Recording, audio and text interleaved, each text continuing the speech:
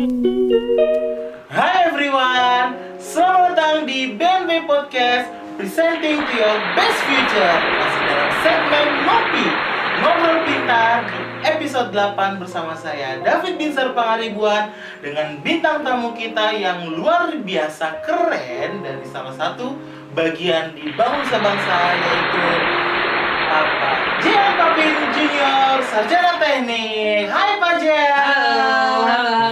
Wah, luar biasa ya. Kita ketemu kali ini Pak di podcast. Gimana kabarnya Pak Jean? Alhamdulillah, kabar saya baik ya. Alhamdulillah. Berarti harus tetap ceria ya Pak ya? Harus tetap ceria. Walaupun di masa pandemi kayak gini, Wajib. yang penting tetap ceria karena jiwa yang ceria itu bisa menyehatkan raga, bener kan? Betul. Belajar sekali. juga akan tetap fokus.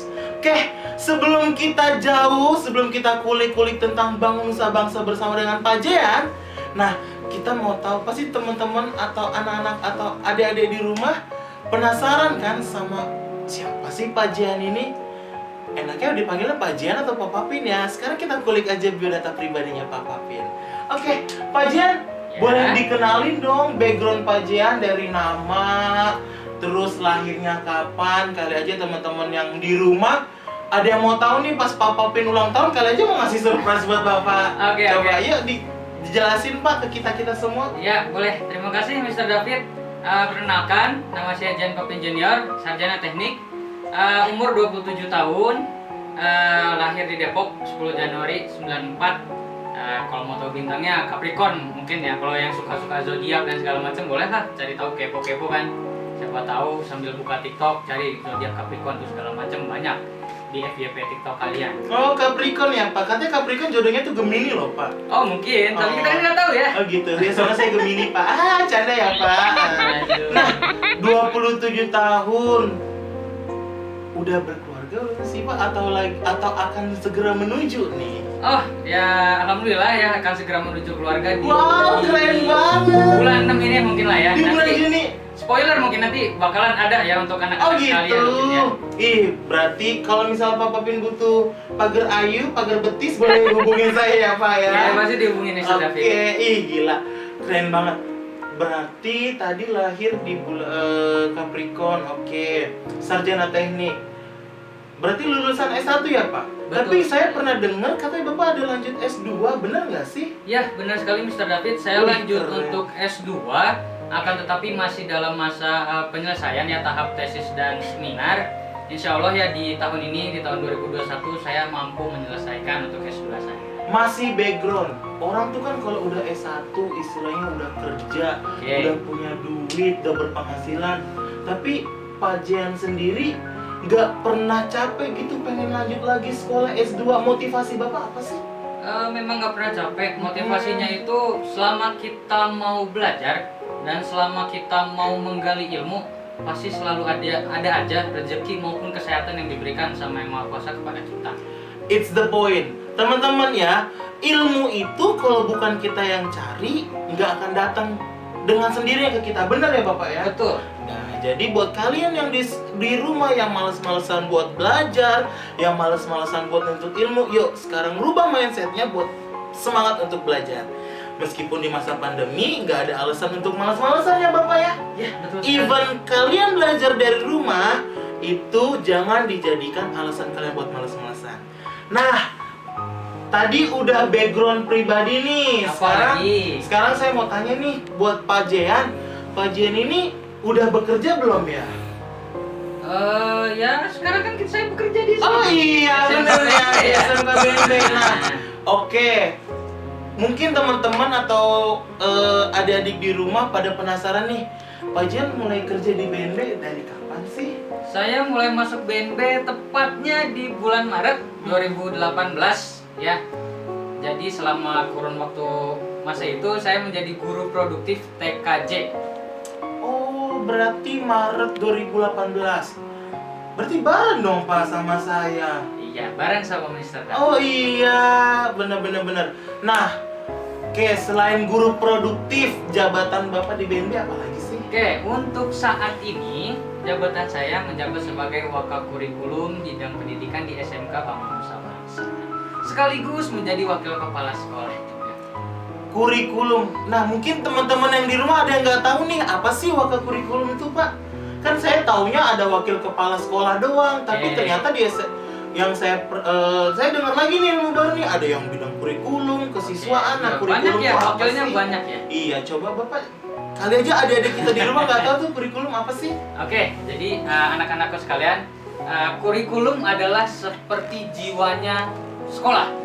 Tanpa adanya kurikulum, sekolah akan terasa mati atau hampa. Oh. Jadi kurikulum adalah seorang yang mengatur bagaimana jalannya proses pembelajaran KBM atau kegiatan belajar mengajar selama 1 tahun, semester seterusnya, dan sampai nanti tamat kalian lulus. Itulah kerja kurikulum seperti itu kira-kira. Berarti yang bikin jadwal, Betul. yang ngatur kegiatan belajar dari masuk sampai pulang, Betul. itu bagian kurikulum. Bagian kurikulum. Wih, berarti ribet ya Pak kalau misalnya buat jadwal ternyata antara satu guru dengan yang lain bentrok, pusing juga ya. Pusing. Nah, saya mau kulik lagi nih pengalaman Bapak bikin jadwal. Oke. Pernah nggak sih Bapak bikin jadwal tuh yang sampai, aduh, mau pecah nih pala gue nih, nggak dapet. Nah, gimana coba Pak pengalamannya Pak? Ya mungkin kalau ditanya pengalaman ya ketika membuat jadwal ya hampir. Kadang saya harus nginep atau bahkan ke coffee shop atau bahkan mampirlah ke warung normal gitu sambil nyari-nyari ide refresh bagaimana caranya mengulik sebuah jadwal gitu agar anak-anak nyaman belajar dan juga guru tidak bentrok satu sama lain, dan jadinya ada kesinambungan di sana. Jadi program-program kita juga bisa kita berikan ke sekolah sesuai, tepat guna, dan efisien. Itu fungsi dari kurikulum sebenarnya. Tadi nama warungnya disensor ya, author itu nggak masuk sponsor kita ya. Bukan advertisement ya.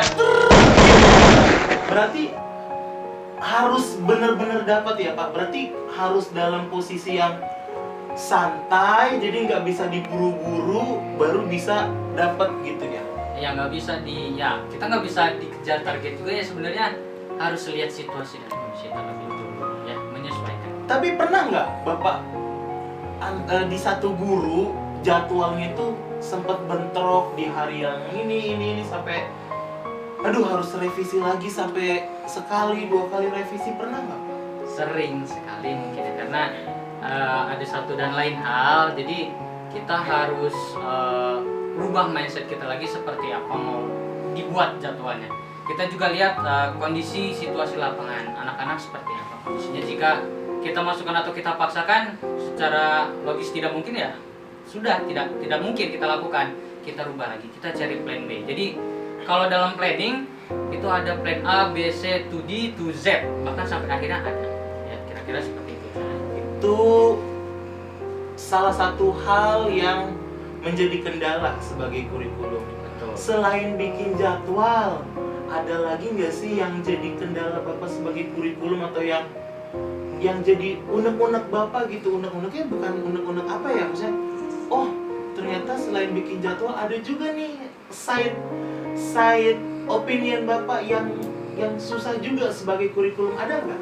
Ya mungkin yang paling sulit ini juga bagi rekan-rekan guru ya, ini mungkin ada RPP dan silabus. Tentunya administrasi sekolah, kurikulum juga yang bertugas untuk mengatur bagaimana sebuah mata pelajaran berjalan sesuai dengan prosedurnya atau tidak, atau ada kurikulum yang melenceng atau tidak. Kita harus mampu memantau hal tersebut.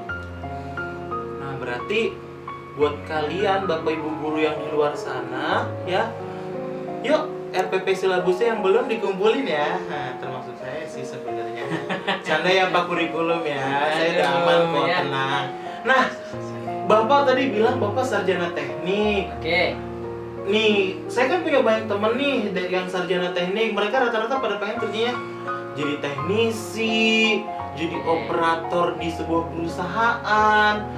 Nah, kenapa dari Pak Jehan sendiri memilih pengen jadi guru? Apa sih alasannya? Alasan saya pengen jadi guru sebenarnya balik lagi ke background dan pendidikan saya. Ketika saya di SD, saya itu pengen sekali menjadi seorang ustadz. Cita-cita saya tulis di dalam kertas unta itu, saya pengen jadi seorang ustadz. Oh, Ya, akan tetapi ya menurut saya tidak terlalu dalam agama ya, jadi kepikiran juga oh ya saya juga kurang gitu ya dalam menyampaikan hal yang berhubungan dengan agama, tapi saya lebih bisa dekat dengan teknologi juga, tapi kan berhubungan juga dengan agama. Nah, menurut saya kalau ustadz kan dalam bahasa Arab artinya guru. Ya, benar. Berarti kan menurut saya ya ustadz ya jadi guru juga gitu kan, sama saja. Jadi ya menurut saya karena ustadz adalah sama dengan guru ya, ketika kita istilahkan ya itulah insting saya untuk menjadi seorang guru tergerak di sana, meskipun istilahnya background saya adalah seorang sarjana teknik. Tentunya style mengajarnya mungkin agak di awal ya kikuk gitu ya. Benar. Beda gitu ya dengan Karena kan kita biasa belajar yang saya tahu belajar teknik ya, all about teknik. Iya. And now bekerja atau berkecimpung di dunia pendidikan kan istilahnya kalau dalam matematika tuh berbanding 180 derajat ya Pak ya. Tapi Bapak malah milih di dunia pendidikan, berarti itu keren banget sih. Nah, ada perasaan menyesal nggak ketika Bapak udah gabung di dunia pendidikan sebagai seorang guru? Tidak. Jawabannya tidak. Kenapa tidak? Kenapa tidak? Karena di Indonesia ini ya pendidikannya kalau bisa dibilang kita kalah dengan negara-negara lain yang se-Asia Tenggara ya tentunya. Kalau bisa dibilang kualitas pendidikannya ini harus lebih diasah lagi, harus lebih naikin lagi levelnya, karena menurut saya banyak siswa-siswi atau bahkan anak-anak di luar sana yang tidak mendapatkan pendidikan yang sama persis seperti kita dapatkan saat ini. Maka dari itu menurut saya menjadi seorang pendidik adalah amal ya, amal ibadah bagi kita semua. Pahlawan juga. Pahlawan tanpa tanda jasa ya. Tanpa tanda jasa. Ya amal ibadah buat kita, semakin sering ngasih ilmu semakin banyak pahalanya. Ngomong-ngomong tentang pendidikan di Asia Tenggara itu bener banget. Kita aja negara Indonesia yang udah luas banget, yang termasuk negara terbesar di Asia Tenggara, pendidikan masih kalah sama negara Singapura yang istilahnya tentunya betul. Nggak ada setengah, bahkan seperempatnya dari negara Indonesia aja nggak ada. Nggak ada ya. Betul. Tapi Singapura sendiri bisa lebih maju gitu ya Pak. Nah itulah kenapa kita sebagai guru itu banyak banget yang namanya usaha perjuangan kita. That's why kenapa kita disebut sebagai pahlawan, bener gak Pak? Betul sekali. Pahlawan tanpa tanda jasa, karena kita mau ngabdi, kita mengajar, kita tidak berharap lebih. Yang kita harapkan mereka bisa menjadi orang nantinya, bener kan Pak? Betul sekali. Tidak akan ada pilot tanpa ada guru, ya. Tidak akan ada dokter tanpa ada guru. Nggak akan ada artis, influencer, youtuber, podcaster tanpa ada seorang guru. Jadi, yuk sekarang kalian yang masih males-malesan buat belajar, yang masih sering ngelawan guru-guru kalian, ya ingat ya, teman-teman, guru itu pahlawan tanpa tanda jasa. Nah, tadi udah sebagai kurikulum, nah udah ngajar juga. Sebelum di BNB nih Pak, di Yayasan Bangun Nusa Bangsa, Pak Jian udah pernah bekerja belum sih sebelumnya di luar? Oke, sebelumnya saya sudah pernah bekerja di luar selama 1 tahun kurang lebih, bekerja di Excel Axiata. Di bagian power engineering. Ya kebetulan karena sesuai dengan basic saya, sarjana teknik listrik ya, teknik listrik arus lemah, jadi saya ditempatkan di Excel Axiata selama 1 tahun. Lalu setelah itu saya resign karena saya rasa bekerja di belakang bangku itu kurang asik. Kurang asik. Excel Axiata kan tahu sendiri. Ya, betul sekali. Gedong loh Pak, fee-nya. Iya betul. Kenapa sih pengen resign gitu loh? Karena kalau menurut saya ketika selain kurang asiknya kurang asiknya kan tadi Bapak bilang kurang asik kerja di belakang kursi itu. Nah kalau menurut saya karena kurang asiknya itu kita bagaimana ya, kita mempreview. Ternyata setelah saya kerja di sana, saya lihat saya selama ini di belakang layar. Saya pengen di depan memberikan terobosan-terobosan bahwasanya gak cuma ilmu saya ini gak cuma saya pendam sendiri gitu. Saya pengen share ke anak murid atau tetangga, bahkan keluarga, sanak saudara, ya saya pengen berbagi. Ini yang begini nih yang nggak boleh disia-siain nih, yang begini nih ya nggak boleh disia-siain. Nah, ngajar di BNB dari 2018 sampai sekarang, berarti udah kurang lebih Maret Ya, 2000 mau 3 tahun ya, betul. 2 bulan lagi mau 3 tahun. Iya. Wah, itu nggak waktu yang singkat loh Pak, 3 tahun. Itu waktu yang cukup lama loh, apalagi Isra baru 3 tahun udah dipercaya jadi waka bidang kurikulum, mengatur lancarnya jalannya kegiatan belajar di sekolah. Itu sebuah prestasi yang luar biasa buat saya Pak, keren banget. Nah, selain bidang kurikulum, pasti Bapak ngajar juga dong? Iya, tentunya saya ngajar. Apa aja sih? Karena saya tanya apa aja berarti lebih dari satu kan? Iya, betul. Kalau saya kan basicnya saya ngajar bahasa Inggris ya guys. Jadi buat kalian yang nggak tahu, saya guru bahasa Inggris di Yayasan Pemuda Bangsa. Ya, ketemu saya nanti di BNB. Nah, jadi Bapak ngajar apa aja sih di BNB itu? Oke, untuk yang pertama saya ini mengajar di bidang teknik komputer dan jaringan yang terutama produktif TKJ. Udah pasti. Ada komputer jaringan dasar. Hmm. Ada lagi pemrograman dasar, sistem komputer, desain grafis. Ada juga teknologi layanan jaringan. 5. Ada administrasi server jaringan. 6. Ada lagi administrasi infrastruktur jaringan. 7. Ya, ada teknologi jaringan berbasis luas. 8. Dan ada IPA. 9. Ya. Itu dari kelas 10 ya Pak? Sampai Iya, kelas betul 12. sekali. Kelas 10 sampai dengan kelas 12. Aduh, saya ngajar kelas 7 sampai kelas 9 satu mapel itu udah berapa? Ini 9 Pak. Keren banget. Iya. Aduh, capek nggak sih Pak? Kalau dibilang capek, berarti ngajarnya kurang ikhlas. Kalau kita nggak capek, kita have fun, sama murid juga seneng, kita juga belajarnya relax dan santai. Jadi nggak ada kata capek itu ya hampir nggak ada kalau di kampus saya gitu ya. Bener, intinya setiap pekerjaan yang kalau didasari sama beban, paksaan, itu nggak akan maksimal. Bener. Itu satu quotes yang pernah saya tangkap dari Bapak Pembina Yayasan kita, Bapak Insinyur Nurdin Sitorus. Kalau setiap pekerjaan yang kalian lakukan didasari dengan beban, dengan tidak adanya persiapan, dengan keterpaksaan, itu ujung-ujungnya bakalan terpaksa juga, kerjaannya juga nggak maksimal. Terbukti Pak Jean yang tadi udah kita hitung sama-sama guys, 9 mapel itu bisa dijalankan semua dengan beliau, dan itu luar biasa. Dia jalaninnya dengan ikhlas, tanpa beban. Alhasil dipercaya sebagai kurikulumnya juga. Oke. Nah, sekarang kita mau tunjukin nih di BNB, jangan mau kalah dengan sekolah lain. Yang pertama, kurikulum yang dipakai di sekolah BNB itu terutama di SMK apa sih? Oke, kalau kurikulum yang dipakai untuk di Bank Nusa Bangsa ini yaitu kurikulum K13 atau biasanya disingkat K13 ya, kurikulum 2013. Ya, yang sistematikanya kurang lebih setiap siswa-siswi itu belajar dalam 1 minggu itu ada memakan waktu kurang lebih 50 jam mata pelajaran yang diambil Di SMK? di SMK, betul sekali. Ya, karena kan kalau di SMP yang saya tahu maksimal 44 jam. Iya.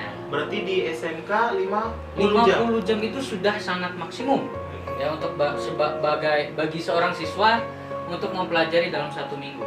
Jadi TKJ, TKR itu ya masing-masing orang 50 jam kuotanya. Tapi jangan sampai ya, mungkin kalau kepenuhan ya bisa dialihkan dengan yang lain, kira-kira seperti itu.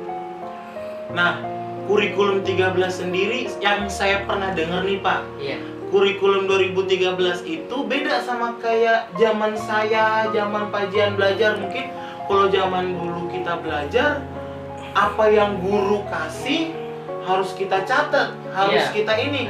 Nah, bedanya sama yang kurikulum 2013 apa sih Pak? Berbeda dengan kurikulum KTSP atau kurikulum 2006. Ya, sangat berbeda karena di sini anak diajarkan bagaimana caranya communication learning. Di sini guru ini hanya sebagai fasilitator atau kita ibaratnya kita ini adalah kendaraan, di mana murid adalah penumpang atau yang isi sana. Bahkan bisa jadi murid itu si supirnya. Benar. Bagaimana Kita saling kasih komunikasi, materi, kita kasih materi, mereka yang cari.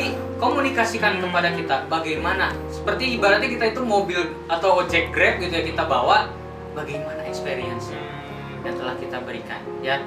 Seperti itu kira-kira. Oke, itu berarti bedanya dengan kurikulum yang sebelumnya. Nah, Pak, kan sebelum lanjut nih, saya Iya. mau coba kulik tentang kurikulum yang ada di Indonesia deh.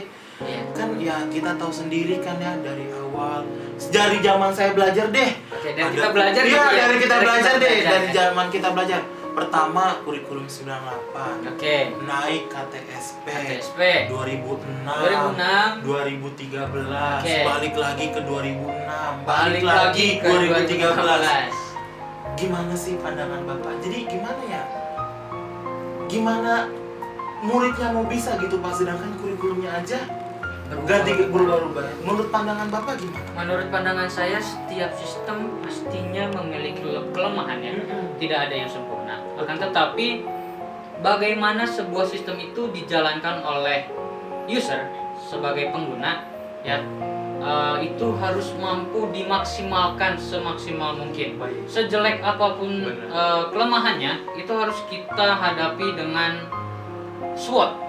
Ya, ada strength, weakness, opportunity, threat. Ya, jadi ancaman apa yang kita punya, weakness apa yang kita punya, opportunity-nya apa sih, kekuatan kita juga di mana. Itu harus kita pegang untuk saat ini. Jadi kita ibaratnya bawa pedang, tapi juga kita bawa tameng untuk perang gitu ya ibaratnya. Benar. Nah, jadi Berarti kira-kira mau seperti itu. kurikulumnya seperti apa, kita sebagai tenaga pendidik kalau sudah ready, itulah kenapa kita wajib butuh yang namanya RPP Silabus ya Pak. Betul. Ketika kita sudah ready, ya kita sudah punya pedang, kita sudah punya tamengnya. Mau apapun kurikulumnya. Oke, keren banget. Nah, kembali lagi ke BNB nih Pak. Kita kan udah lagi masuk masa PPDB nih Pak. Oke. Ya kan? Penerimaan peserta didik baru. Oke. Nah, untuk adik-adik atau teman-teman kita yang di luar sana yang bingung nih mau cari sekolah SMA atau SMK sih, bedanya SMA dengan SMK, terus apa sih yang BNB punya? Coba Bapak boleh dijelasin nggak sih kelebihannya yang ada di BNB tuh supaya mereka mau masuk bergabung dengan kita? Oke, kelebihan dan fasilitas yang SMK Bank Nusa Bangsa miliki untuk saat ini ada 2 lab perakitan ya. Kita memiliki lab perakitan dan lab TKJ, terutama ada di lantai 1 dan di lantai 2. Lalu ada lab akuntansi. Nah, di lab akuntansi ini mungkin yang paling diminati untuk siswa-siswi akuntansi yang pengen di luar sana pengen masuk gabung ke BNB. Yes. Karena bahwasanya kita di sini sudah tidak menggunakan lagi aplikasi-aplikasi akuntansi yang lama yang sudah ketinggalan zaman. Tentunya kita mengikuti standarisasi bagaimana dari Dinas Pendidikan, aplikasi apa sih sekarang yang modern dan cocok digunakan untuk bagi siswa-siswi untuk akuntansi. Lalu kita juga di BNB, jangan salah, kita di BNB juga punya bengkel. Selaku kita juga kan ada 3 jurusan ya, ada akuntansi, teknik komputer jaringan, ada teknik kendaraan ringan. Nah, di kendaraan ringan tentunya punya bengkel. Ya, ada bengkel workshop di sini nggak cuma sekedar bengkel saja. Betul. Nah, bengkelnya di sini juga kita bisa membangun kembali kit-kit atau alat-alat workshop di sana supaya nanti bisa dijadikan atau bahan ujian. Kira-kira seperti itu. Nggak, kita jadi nggak cuma setting mobil, startup mobil, tune up mobil, services mobil, enggak. Tapi kita di sana juga kita harus mampu membuat sebuah kit atau alat yang nantinya akan menjadi sebuah produk kewirausahaan.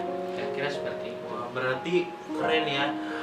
Setiap jurusan punya ruangannya masing-masing. Punya. Istilahnya lab TKJ sama lab AK nggak bisa disatuin, ya kan? Iya, Jadi nggak betul boleh, sekali. karena di akuntansi sendiri ada yang nggak boleh diutak-atik. Iya, betul. Kayak sekali. istilahnya saya tahu mayop, Iya. rumus mayop itu nggak boleh diutak-atik dan itu. Iya.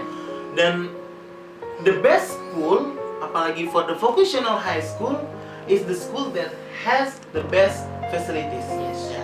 Sekolah yang baik itu sekolah yang punya fasilitas-fasilitas yang luar biasa. That's cuma kalian bisa temuin di BNB. Nah, oke, itu udah seputar BNB nih. Sekarang siswa, terlebih siswa-siswi BNB yang Bapak ajar, yang maupun yang Bapak nggak ajar, atau yang tidak hanya di SMK, mungkin juga yang ada di SMP. Apa sih harapan Bapak untuk anak-anak kita di sekolah Bangun Nusa Bangsa, terutama yang SMK? Terutama untuk anak-anak saya yang di SMK, ya Bapak berpesan dari podcast ini, setidaknya yang saya harapkan ketika kalian selama proses KBM berlangsung di rumah, laksanakanlah dengan ikhlas. Ya, harapan Bapak supaya apa sih kalian ikhlas? Supaya kalian tidak tertanggungi beban-beban penugasan yang kami berikan selama kalian belajar di rumah. Tentunya harapan saya supaya kalian bisa enjoy belajar di rumah juga, tidak terlalu terbebani, tidak stres.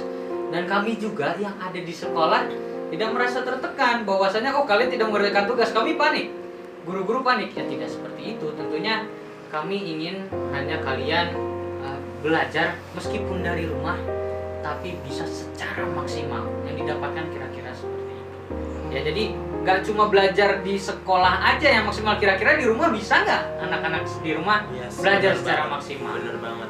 Jadi ya buat anak-anakku yang siswa-siswa SMP dan maupun SMK, terutama SMK BNB, jadi belajar di rumah itu kita harus sabar.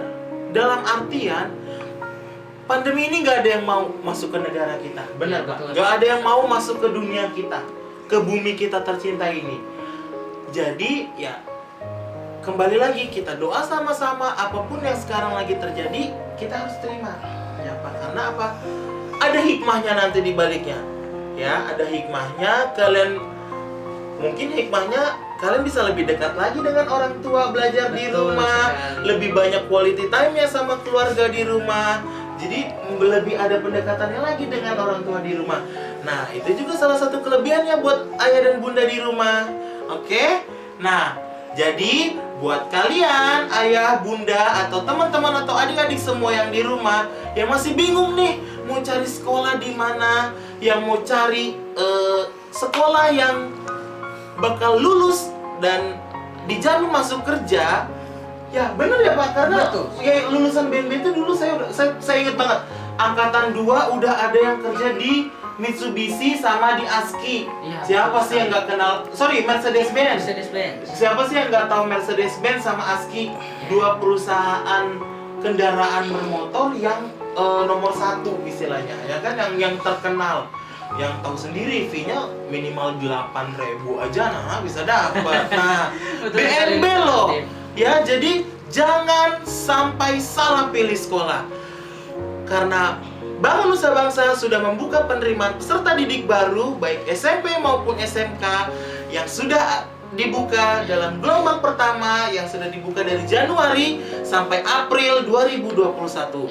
So, jika kalian mau dapat biaya pendaftaran hanya dengan 1.800.000, yuk daftarkan segera putra dan putri Bapak Ibu yang ada di rumah atau kalian semua yang pengen masuk di BNB hanya dengan biaya 1.800.000. Sekolah mana coba yang murah, fasilitasnya lengkap, semua ada, guru-gurunya juga sesuai dengan mata pelajarannya. Betul sekali. Bangunannya nggak perlu lagi ditanya. Kalau kalian masih penasaran nih, masih nggak percaya, yuk datang ke Jalan SKB nomor 8 RT 6 RW 7 Karadenan Cibinong untuk cek sekolah kita. Ya, atau kalian bisa kunjungin IG kita di smpbnb.tit01 atau di @smkbnb. Di situ banyak seputar informasi tentang sekolah kita ya Pak. Banyak sekali. Dan informasinya pun update. Terus. Ya. Kalau nggak salah websitenya SMK udah ada. Websitenya saya yang megang. Nah, kebetulan apa sih Pak websitenya, boleh dikasih tahu? Websitenya www.smkbnb.com. Kalian jadi bisa buka langsung di. Nah, atau buat kalian yang nggak tahu, nanti ada di bawah sini ya, link website SMK-nya. So, jangan lupa hanya dengan 1.800.000 kalian sudah dapat segalanya di gelombang pertama. Oke? Itu aja pertemuan kita hari ini ya Bapak. Terima kasih banyak. Jadi terima kasih waktunya. Sama-sama. Terima kasih pemaparannya tentang Sekolah Bangun Nusa Bangsa.